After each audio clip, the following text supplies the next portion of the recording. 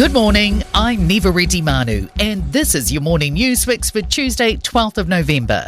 In this update, the government will apologise to survivors of historical abuse and care today, but will not put redress on the table yet. The Royal Commission of Inquiry's final report has labelled the scale of abuse a national disgrace. Since its release in July, the government has been considering 138 recommendations and will follow through on one today, an apology in Parliament. Prime Minister Christopher Luxon says setting up a system for financial redress is complicated, and they hope to have an answer next year. Equally, I have to say, there is frankly no amount of money that makes any of this okay for any of the survivors, but let's acknowledge that. The apology will be followed by the first reading of new legislation aimed at reducing abuse.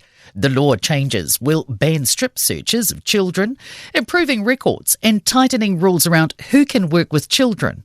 Russell Smith from National Sexual Abuse Network, Toa Nest, says it's a good starting point, but there's a lot more that could be done. One of the key things that we need to look at going forward is how do you include experts from the community into that space so that they can be assured and confident that it's been done correctly.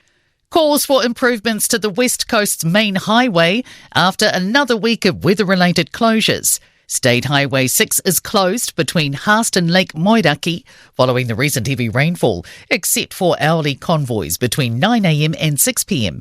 The highway will also remain closed between Knights Point to Fox Glacier. Franz Joseph Wilderness Tours Director Dale Burrows says the affected section near Knights Point has been a known hazard for a long time. It is disappointing. We're still dealing with that. It would be fantastic if some works went on not only to fix the current problem, but to fix it longer term as well. Pacific nations have been tapping into Indigenous knowledge to adapt to climate change. A new report, released to coincide with the start of the COP29 Climate Summit in Azerbaijan, has looked into how the Pacific is responding. It's found some communities are moving villages and building homes which are easier to move after a cyclone. Canterbury University researcher Stephen Ratuva says that knowledge can be applied more widely. Capture what's happening on the ground and see how it can actually inform what's happening at the regional and, of course, at the global level. And staying in the Pacific, a new plan is being floated for removing fuel from the wreck of the Manawanui off the coast of Samoa. The Defence Force says its priority is still to extract the fuel while minimising environmental damage.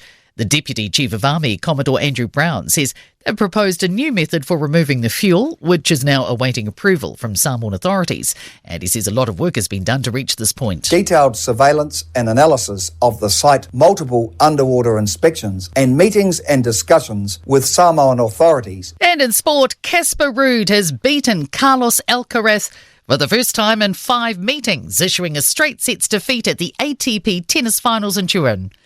Black Caps pace bowler Lockie Ferguson has been ruled out of the upcoming 50-over cricket series against Sri Lanka after sustaining a left calf injury in yesterday's T20 victory in Dambulla. New Manchester United football manager Ruben Amorim is still waiting for a working visa before he can begin his tenure. I'm Nivareti Manu, and that's your latest news fix. We'll be back with the next update at midday from the Newstalk ZB newsroom.